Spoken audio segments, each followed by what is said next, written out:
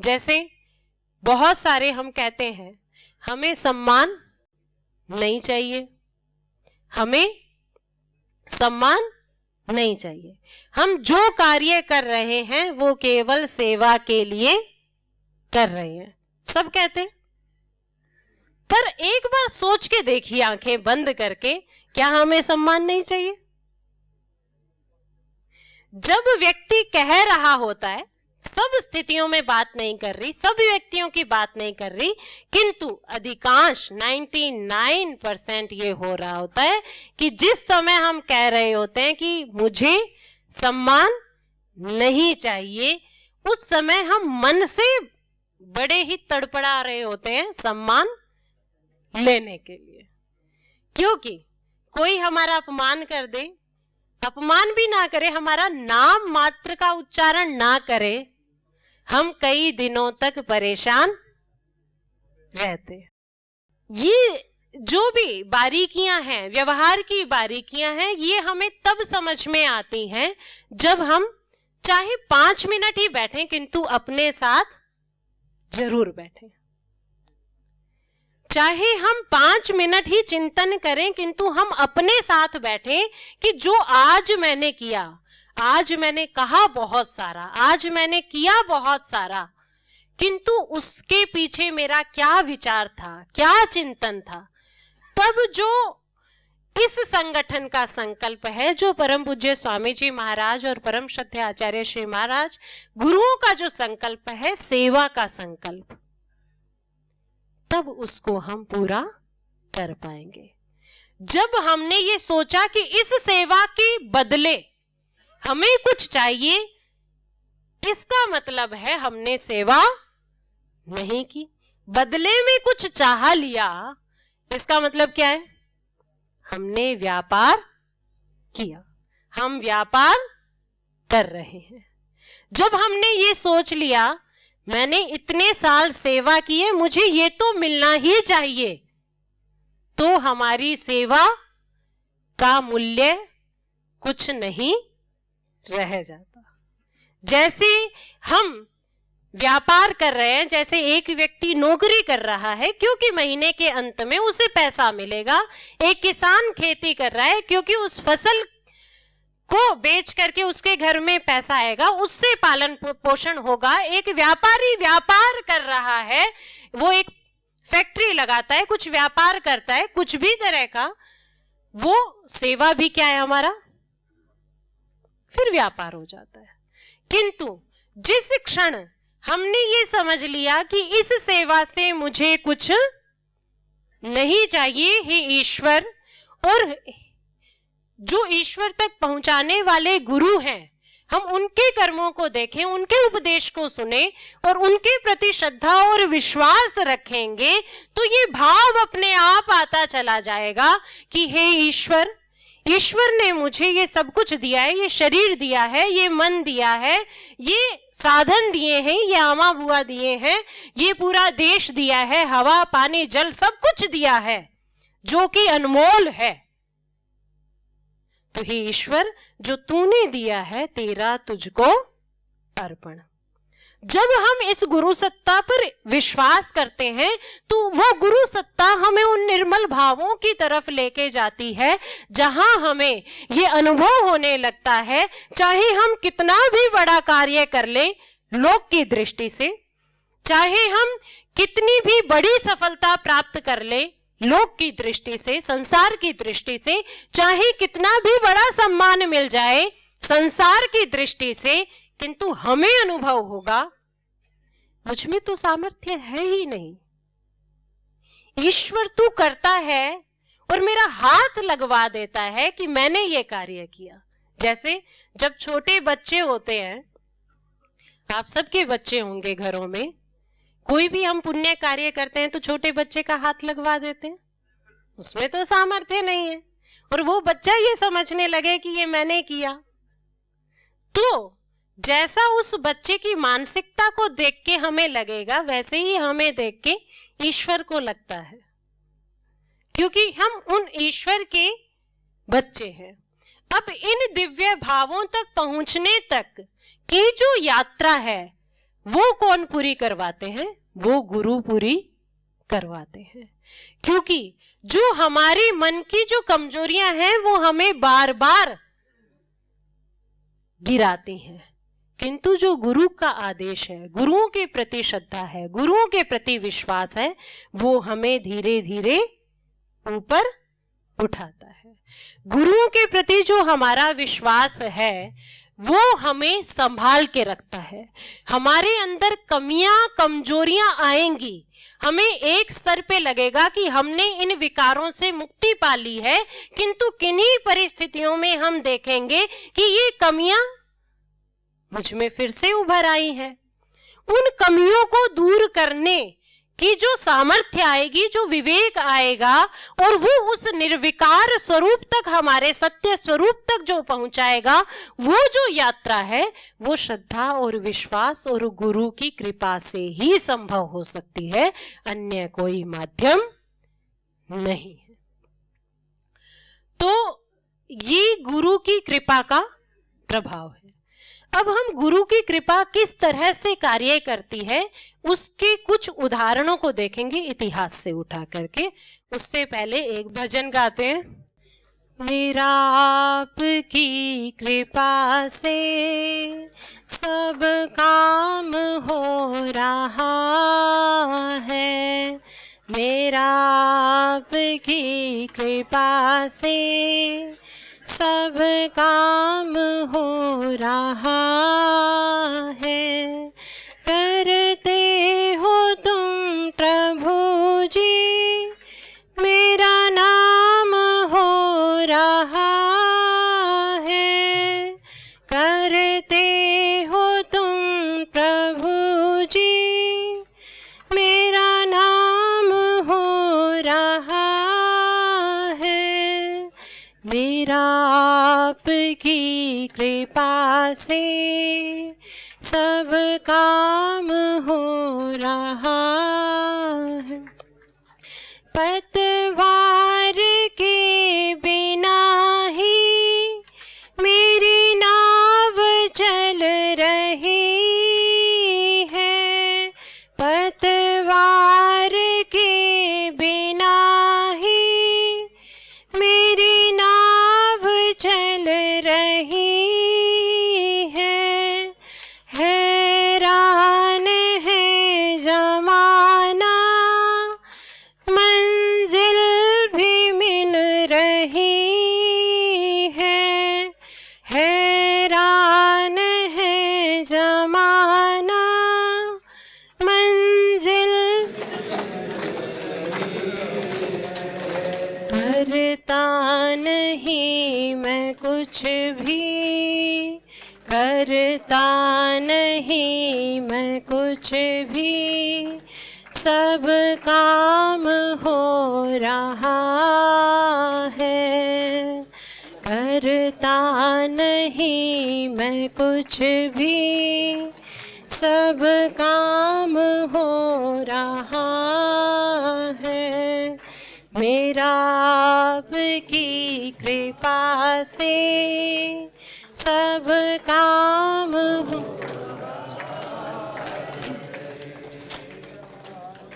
तुम साथ हो जो मेरे, किस चीज की कमी है। तुम साथ हो जो मेरे, किस चीज की कमी है। किसी और चीज की अब दरकार ही नहीं है। किसी और चीज की अब दरकार ही नहीं है। तेरे साथ से गुलाम अब, तेरे साथ से गुलाम अब गुलफाम हो रहा है। मेरा आपकी कृपा से सब काम हो रहा है। मैं तो नहीं हूँ काबिल, तेरा पार कैसे पाऊं। मैं तो नहीं हूँ काबिल, तेरा पार कैसे पाऊं। टूटी हुई वाणी से गुणगान कैसे गाऊं। टूटी हुई वाणी से गुणगान तेरी ही प्रेरणा से, तेरी ही प्रेरणा से ये सब कमाल हो रहा है। मेरा आपकी कृपा से सब काम हो रहा। मुझे हर कदम कदम पर तूने दिया सहारा। मुझे हर कदम कदम पर तूने दिया सहारा। मेरी जिंदगी बदल दी तूने करके एक इशारा। मेरी जिंदगी बदल दी तूने करके। एहसान पे ये तेरा, एहसान पे ये तेरा एहसान हो रहा है। मेरा आपकी कृपा से, दोनों हाथ ऊपर उठा करके, मेरा आपकी कृपा से सब काम हो रहा है। करते हो तुम प्रभु जी, करते हो तुम गुरु जी, मेरा नाम हो रहा है। मेरा आपकी कृपा से सब काम हो रहा है। बोलिए सच्चिदानंद भगवान की, सत्य सनातन वैदिक धर्म की, नेपाल माँ को। तो गुरु शिष्य परंपरा होती किस तरह से है, उसके कुछ कुछ उदाहरण हम गुरुकुलों में भी देखते हैं। बाकी पूरे जीवन में हम किसी ना किसी को गुरु मान के, अधिकांशतः इस सनातन परंपरा में हम किसी न किसी को गुरु मानकर चलते हैं और उनके उपदेशों से उपकार लेते हुए, उन उपदेशों को सुनते हुए और उनके उपदेशों को अपने व्यवहार में लाने का प्रयास करते हुए इस जिंदगी को आगे बढ़ाते हैं। मैं उनकी बात बिल्कुल नहीं कर रही जिन्हें लगता है कि बस यही पहला जीवन है और यही अंतिम जीवन है, या फिर जिनका ये मानना है कि मेरे व्यक्तिगत उपकार में ही सबका उपकार है। मैंने खा लिया तो सबने खा लिया, मेरे पास कुछ धन सामर्थ्य है तो सबके पास हो गई, उनकी बात मैं नहीं कर रही। किंतु सनातन परंपरा में हम उस गुरु शिष्य परंपरा का स्वरूप आज भी हर जगह देखते हैं। अब इस गुरु शिष्य परंपरा के बहुत से उदाहरण हैं, कुछ उदाहरणों को हम लेंगे। गुरु शिष्य परंपरा का इस आधुनिक युग का एक बड़ा उदाहरण हमारे सामने आता है महर्षि दयानंद और गुरु विरजानंद का। शंकराचार्य जी के बाद जो वेदों की परंपरा लुप्त प्राय हो चुकी थी, उस वेदों की परंपरा को फिर से पुनर्स्थापित करने का आधुनिक युग में किसी ने सबसे बड़ा कार्य किया। किसी ने एक ये बड़ा कार्य, एक बड़ी क्रांति की, तो वो महर्षि दयानंद थे। महर्षि दयानंद गुरु विरजानंद जी के शिष्य थे। उनकी आयु कुछ 35 वर्ष से ऊपर रही होगी जब वो गुरु विरजानंद जी के पास पहुंचे। उन्होंने बचपन में ही अपना घर, बहुत समृद्ध परिवार से थे, अपना घर 16 वर्ष की आयु में छोड़ दिया था कि मुझे उसे सच्चे ईश्वर को पाना है। बहुत भटके, बहुत बर्फ खाकर कहीं जिंदा रहे, कहीं बहुत तपस्याएं की, जब निकले तो बहुतों ने ठगा भी, बहुत सारी चीजें हुई, किंतु 16 वर्ष से 35 वर्ष तक आते आते उनकी ये गुरु की तलाश खत्म नहीं हुई। गुरु तो मिले, सिखाने वाले तो मिले, किंतु कोई समर्थ गुरु अभी तक उन्हें नहीं मिला था। तो महर्षि दयानंद गुरु विरजानंद जी के पास आए और उनका दरवाजा खटखटाया। गुरु विरजानंद जी ने दरवाजा खोला और पूछा कि तुम कौन हो? तो महर्षि दयानंद बोले, यही तो जानने आया हूं गुरुवर। तो गुरु विरजानंद जी को समझ में आ गया, आज सच्चा शिष्य मिल गया है। जैसे शिष्यों को गुरुओं की तलाश रहती है, ऐसे गुरुओं को भी सच्चे शिष्यों की तलाश रहती है। गुरु विरजानंद जी के पास भी बहुत शिष्य थे, क्योंकि संस्कृत व्याकरण के या संस्कृत के सभी विषयों के सबसे बड़े विद्वान उस समय में गुरु विरजानंद थे। उन्हें संस्कृत साहित्य का, संस्कृत व्याकरण का सूर्य कहा जाता था, तो सब पढ़ने आते थे उनसे। और गुरु विरजानंद के जी के ये चक्षु जिनसे हम देखते हैं ये नहीं थे, जैसे सूरदास जी के नहीं थे, ऐसे प्रज्ञा चक्षु थे, उनकी ये आंखें नहीं थी जिससे वो देख पाते। तो गुरु विरजानंद जी ने महर्षि दयानंद को दरवाजा खोल ही दिया था, बोलो आइए, आओ बैठो। फिर पूछा क्या पढ़ करके आए हो? तो उन्होंने बहुत से शास्त्रों के नाम बताए, बहुत सी पुस्तकों का उन्होंने बताया, ये पढ़ा है, ये दीक्षा ली है, ये बहुत सारी चीजें उन्होंने बताई, क्योंकि 16 वर्ष से 35 वर्ष का काल बहुत बड़ा होता है। गुरु विरजानंद जी बोले, ये सभी अनार्ष ग्रंथ है, इन ग्रंथों को तुम गंगा में बहाओ, नदी में बहा के आ जाओ। जो पुस्तकें थी वो तो बहा सकते हैं, किंतु जो ज्ञान इधर है उसको कैसे बहाएं?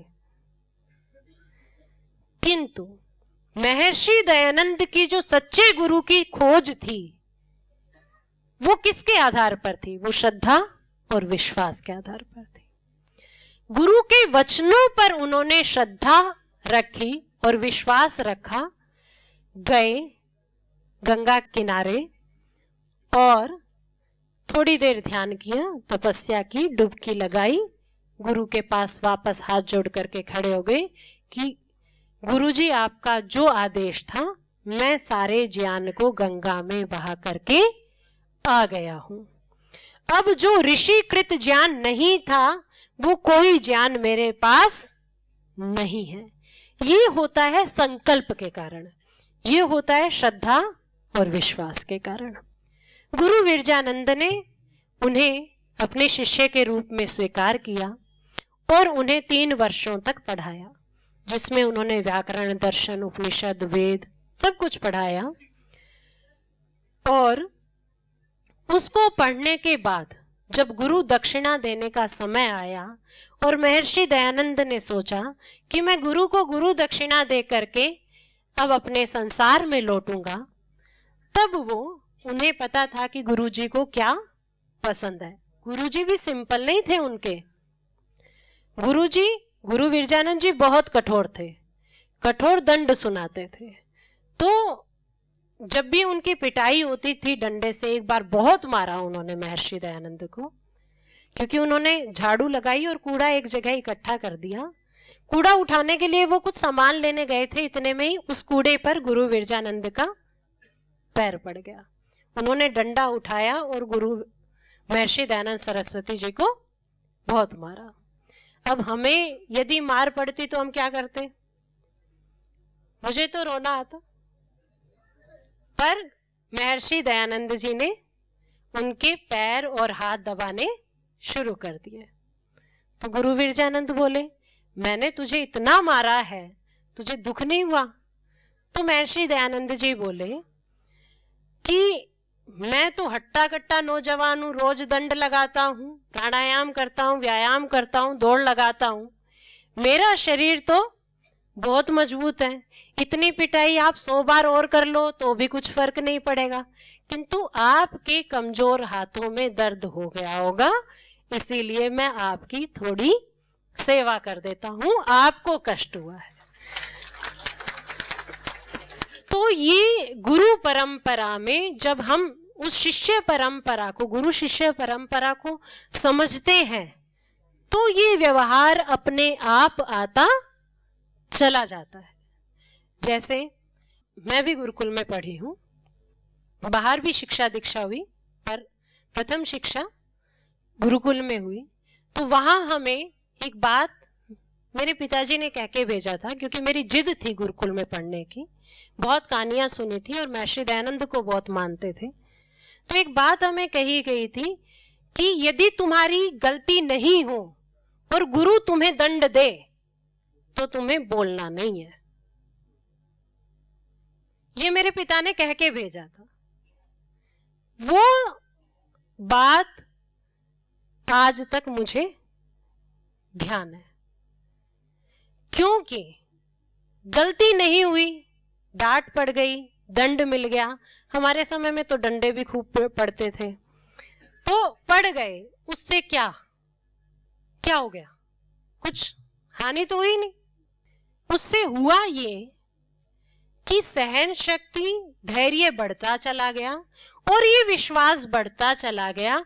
आज ये समय है, किंतु मेरे अंदर सच्चाई है, मैंने ये गलती नहीं की, तो गुरु कृपा एक दिन अवश्य ये समझेंगे, और ये होता है। और उसके कारण जीवन में बहुत सारे सकारात्मक परिवर्तन आए। तो महर्षि दयानंद जब ये होने लगा, उनकी गुरु दक्षिणा देने का वक्त आया, तो उन्हें पता था कि गुरु विरजानंद जी को लौंग बहुत पसंद थी। दयानंद जी के पास रुपए पैसे थे नहीं, कोई सेठ उनके रहने की व्यवस्था करता था, खाने की व्यवस्था कोई दूसरा सेठ करता था। तो उन्होंने जैसे तैसे मांग करके लौंग की व्यवस्था की, और वो एक बड़े से पात्र में लौंग लेके गुरु विरजानंद जी के चरणों में पहुंचे कि गुरु जी, अब मैं जाना चाहता हूं और ये लौंग आपके चरणों में समर्पित करने आया हूं। तो गुरु जी बोले, मुझे तुमसे ये लौंग नहीं चाहिए। तो महर्षि दयानंद जी बोले, मेरे से गुरुजी ऐसी क्या गलती हो गई जो मेरा ये तुच्छ भेंट भी आप स्वीकार नहीं कर रहे हैं? मेरे पास धन नहीं है, आपको भी ये पता है। आप मुझसे ऐसा क्या चाहते हैं, जो भी आप आदेश करेंगे मैं आपको लाके दूंगा। तो गुरु विरजानंद जी बोले, मुझे धन नहीं चाहिए। धन देने वाले बहुत से राजा महाराजा मेरी चौखट पे आते हैं, मुझे तेरा जीवन चाहिए और सनातन संस्कृति की सेवा करने के लिए तेरा ये संपूर्ण जीवन चाहिए कि तू जब यहां से बाहर जाए तो जो तेरा प्रत्येक कार्य है वो अंधविश्वास को मिटाने के लिए हो, कुरीतियों को मिटाने के लिए हो, कुप्रथाओं को मिटाने के लिए हो, और जो भी जातिगत रूप से या लिंगगत रूप से भेदभाव हो रहा है उस सबको तुझे मिटाना है और इस समाज को सुसंस्कृत और सुसभ्य समाज बनाना है और सनातन संस्कृति का जो बिगुल है वो फिर से तुझे बजाना है कि संपूर्ण विश्व ये फिर से कह उठे कि सनातन संस्कृति ही वो संस्कृति है जिससे संपूर्ण विश्व का कल्याण हो सकता है। महर्षि दयानंद थे। महर्षि दयानंद ने कहा जो आज्ञा गुरुवर, और उसके बाद उन्होंने पीछे मुड़ करके नहीं देखा। गुरु ने आदेश दिया है, इसीलिए वो उन्होंने अपना पूरा जीवन लगाया और इस जीवन में उन्हें 17 बार विष दिया गया।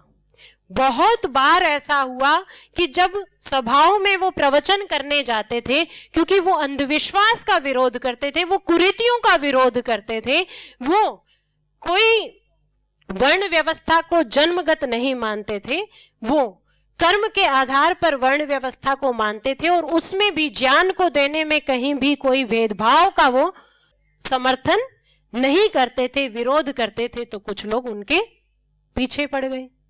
तो कुछ होते नकारात्मक तत्व, जब वो सभा में जाते तो पत्थर फेंकना शुरू कर देते थे।